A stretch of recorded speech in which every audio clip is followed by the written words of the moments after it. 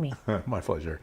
Yeah, we talked before we got on the show about just a couple of different things, just to familiarize ourselves with each other. And one of the things we have in common is that we have both been in a multitude of relationships. Right. I always say lucky in love. Lucky in love. I like it. I like it Why framed that stay way. with one if it's not the right one? Yes, exactly. I like framing it that way. So tell me something about the starts and stops for those of us who have been in more than one relationship. Some have been in relationships for 30, 40, 50 years, and some of us have been in several relationships, and we get guilted from time to time because, Right. Well, my first love that I would have stayed with for the rest of my life, he actually was a troublemaker. And very early on, we got married legally. My parents didn't even know about it. oh boy. He got in big time trouble and then finally told me to leave him. Bottom line, I married him in jail, in prison. He said that he was supposed to be killed and he just wanted to make love to me one more time, and I fell for it. That's a good line. I Right? never heard that one, but I think that would work. Yeah. But I did move on. He told me that I deserved someone better, and I married what I thought was a very nice guy, a musician, a talented guitar player, songwriter, and he was really mean and grumpy. So really, am I going to stay with that for the rest of my life? Well, yeah. Hell no. But you discovered that. So you're Right. already alluding to something that people need to pay attention to. You discover that person. Once you discover that it's really not a great match, what do you do about it? What do you do? Yeah. In some cases, you stick it out and you grind it out. You didn't have any kids with him. Right. Okay, so sometimes when you have kids, Yes. you stick it out for the kids. I've always heard that. I wonder if that's really the best for the kids. I don't know. Right? I'd have to ask people. I'd have Right. to ask the kids. Yeah. Yeah. But that's the common explanation. They finally know something about the person and discover that's not the person I want to be with the rest of my life. Right. And they either stick it out for the kids' sake or they say, I'm moving on. And you decided you move on. Right. Then where do you go from there? Then I had a fake marriage, and that was actually incredible. He was an older man and absolutely incredible, like physically, mentally. He thought you should always go forward in life in both attributes. And he's the one that got me to start my modeling business. And again, he was always encouraging everyone to grow. And luckily, I didn't marry him legally because then we didn't have to have a legal divorce Right. because he was actually insane. Yeah, there are those too. Yes. And then I really married another person, So which, now how old were you by this point? oh my goodness, then people would know my age. No, So that's okay. by the time I met the older gentleman, I was probably in my very young 20s. Oh, Yeah. And then I did meet another person. I actually left the older gentleman and gave myself a whole year to be by myself. And then New Year's Eve, I met this incredible person that was like, I knew the first date that I was in love with him. And we got married. He moved in with me 3 weeks later. And as he was moving in, he asked me to marry him, which I ignored him. I don't know why people always ask me to marry them. I mean, it's very bizarre because I don't feel like I need to marry well, you're anyone. attractive. So guys are like that. Guys say, "Hey, she's attractive," and you know, Got to keep her. I don't know. I don't Very mind keeping her. strange. Yeah. But when I did marry this other gentleman years later, then, just things happen. Like, I don't know why you drift apart, but I think we had an incredible relationship for when we did. I mean, really, most people, yeah, they're just not lucky in love like Yes, I've been. right. Up until this point, did you find any of the going through the relationships to be a negative thing or a positive thing? I think it was positive. Yeah, I did too. Yeah. I've been through a few relationships, and I thought every one of them was a very positive experience. That's good. Very much so. And in my case, my previous relationships up until about the same point that you're talking about, we're all still best friends. We're still good See, friends. that's nice. Yeah, that's nice. Good base. Yeah. So there's a friendship. Before you go on with the later things that happen, because you've had more relationships after that. Now, I'm not just talking about boyfriends. I'm talking about almost marriages, if not marriages. Because we've all had plenty of boyfriends or girlfriends, and that's different than long-term relationships. Exactly. That are, not that boyfriend-girlfriend relationships are not meaningful, but We're talking about meaningful, life-establishing relationships where you say, it's not really working, and you either move on or you put up with it for the sake of the kids or other reasons. When you grew in those relationships, what did you take to the next relationship? What do you think was the thing you took? Well, I've always been a hopeful romantic, and I always think that it has to be that exciting. Like, you want someone so bad that you just have to have them. Yes. And I think that's why I haven't stayed in a marriage forever, because after 10 years, do you still have that urgency and you're missing that person and you just have to be with them? And it's more than just a sexual thing, it's a romantic thing. Mm-hmm.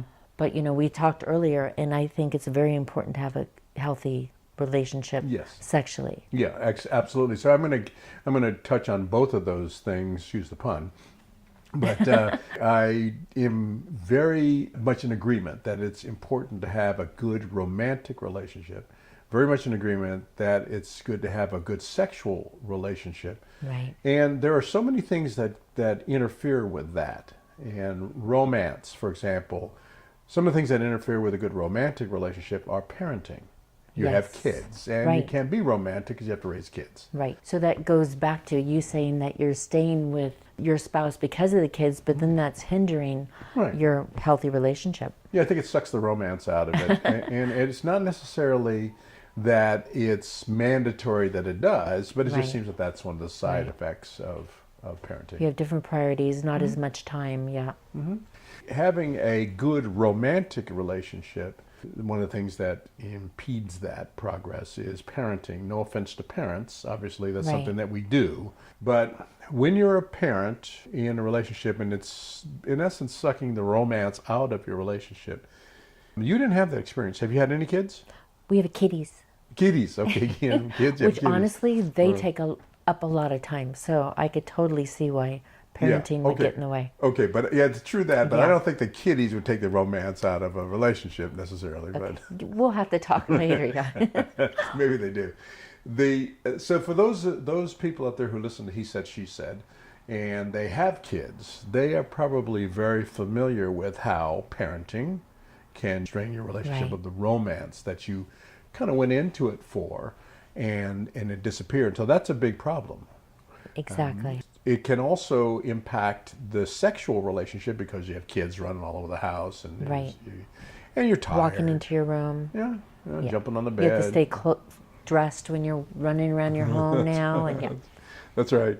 And then work is another thing that just drains you. The reality of making a living, paying bills, stress, things like that. This just drain you. So, did you? And a lot of times, women, once they feel like they're not as pretty as they used to be, they don't feel as sexy, so then they don't even want sex. So a lot of it's just things going on in our heads. Yeah, and that's a very interesting thing to me as an older adult. I noticed that women, as they get older, and let's just say arbitrarily, that 50-ish is when women start thinking, I'm not as pretty as I used to be, because they look back at when they were 20. Right. And at 50, you're not 20. So they think, I'm not as pretty, or I'm physically not in as great a shape as I was when I was 20. And I think they give up a little bit. Right. And they say, well, maybe it's just not meant to be anymore. Well, when I was younger, I don't think I wanted sex every day like I do now, but to each their own, I think that if you feel happy with yourself and, you're in a good, positive relationship, you feel differently about it. Yeah, and that whole wanting it every day, we had a podcast that we did with a very beautiful, very sexy, sensuous woman that I know who's 49 years old. She's crazy cute for her age. She gets hustled by guys in their 20s and early 30s.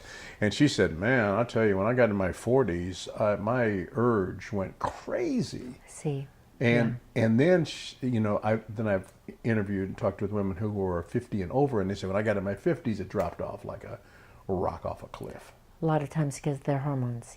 Yes, and so we're going to. But what's funny, the more you have sex, then you have oxytocin, which puts like a happy pheromone in your brain. So I don't know. Hey, you don't have to sell me. I'm a big fan of doing it all the time, especially with someone you really enjoy, someone Right. who's all romantic.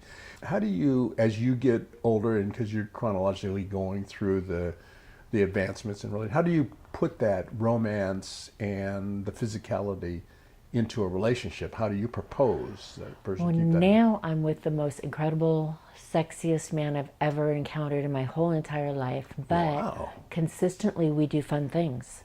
Like we cook together. I'm the sous chef. He's the main chef. We have on great music. We're dancing. It's like the whole thing is romantic. It's not like just, oh, we want sex. No. I mean, like I said, people don't have time to have sex every day. Right. So that's not even, I mean, it's nice to want it. And if you had it every day, maybe you wouldn't want it so bad. Probably. But even tomorrow is our day off, so we're going on a picnic at our nude beach. But what's funny is this beach, no one will be there except us.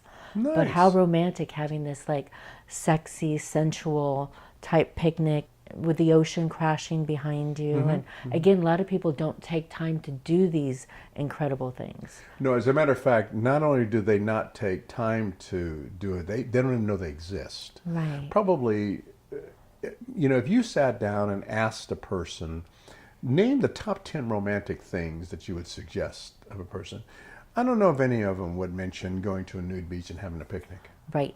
I don't know if they would. I mean, I've been to a nude beach and I've had picnics at, Right. but I don't think anybody would mention it. I don't think that I would have mentioned it at all, the top 10 things that I would think. But boy, that's really greatly romantic. And even just cooking together and dancing or, Exactly. just kind of tapping your music to, in the background. But I even think that I tell all these men that want sex every day and they're not getting it, the most important thing is them being nice to us, them talking to us, being sweet, telling us that we're pretty or we look good when we do. I mean, all this is part of the romance. Or, honestly, even if you aren't as pretty as they remember you, that isn't really relevant. If they tell you, Right. I still want to be with you. I Exactly. don't care what you Right. think. We've been together for 30 years and you're not 20 anymore, you're 50 now. And I still want to be with you. I still Right. enjoy you like I did when I was 20. That kind of thing. Exactly. I think that's a great Or aphrodisiac. sometimes you actually become more attracted to each other. It's like different level, but like when you first started dating, you weren't as adventurous and everything. Then, after 5 years, it could be much, much better than it was even in the beginning. Yes, right. But you have to work at it. Right. Right. So now you had started out with relationships. How far had you gotten when you were telling me about relationships? Approximately how old were you then, or where were you? Well, when I first wanted to marry this first gentleman, I was 15, and my parents wouldn't let us, so I ran away. And then we did get married once I was legal enough to get married. We talked about this. So it started very early. So I was 18. So let's do this. Let's come back in a few minutes and let's pick up with where we are now and some of the suggestions that we might have about good, healthy relationships and building relationships and encouraging people as we get older in life to add that romance Okay. to the relationship. Sounds Can you good. come back and talk with me? I sure will. All right, good. So I want to invite you all back on He Said. She said, Again, I'm Michael. and I'm Crystalline. Crystalline, thank you very much. Thank you for having me.